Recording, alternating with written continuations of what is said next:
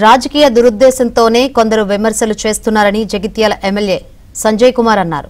నిరుపేదలకు ప్రతిష్టాత్మకంగా double bedroom colony నిర్మించామన్నారు. అసలైన లబ్ధిదారుల ఎంపిక కోసం తహసీల్దార్లు, ఇతర అధికారులు వార్డు సభల్లో విచారణ చేశారని స్పష్టం చేశారు. జిల్లా కలెక్టర్ పర్యవేక్షణలో లబ్ధిదారుల ఎంపిక జరిగిందని పేర్కొన్నారు.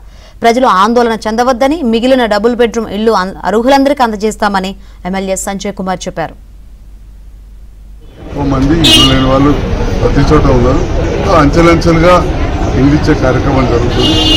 ఏది ఏమైనా జగిత్యాల శాసనసభ్యునిగా నేను ఏదైతే సొంత కృషి చేసి అప్పుడున్న ప్రభుత్వం కేసీఆర్ గారు రిక్వెస్ట్ చేసి తీసుకొచ్చినాం, ఇప్పుడు రేవంత్ రెడ్డి గారిని కూడా రిక్వెస్ట్ చేసుకొచ్చి దానికి నిధులు తీసుకొచ్చినాం. ఇప్పుడు ఇంద్రమ్మ ఇల్లు కూడా ఇప్పిస్తున్నాం. అక్కడ ఇంకా కూడా జగిత్యాల చుట్టుపక్కల ప్రభుత్వ స్థలాలు చూసి పేదవాళ్లకు ఇల్లు నిర్మించి ఇచ్చే కార్యక్రమాన్ని కూడా చేస్తాం. కొంతమందికి వచ్చి కొంతమంది రానప్పుడు న్యాచురల్ ఆవేదన ఉంటుంది.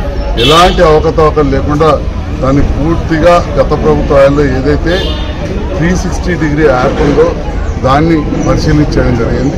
తర్వాత కూడా ఏదైనా కానీ వార్డు సభలు పెట్టి తహసీల్దార్ గెజిటెడ్ ఆఫీసర్ ద్వారా ఎంక్వైరీ చేయించే అది కలెక్టర్ గారి ద్వారా దాన్ని మంజూరైనాయి.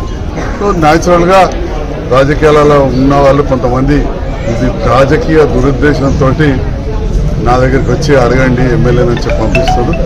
సహజంగా వాళ్ళకున్న ఆవేదన ఉంటుంది. నా వంతుగా కూడా ఇంకా కూడా పేదవాళ్ళకి ఇచ్చే కార్యక్రమం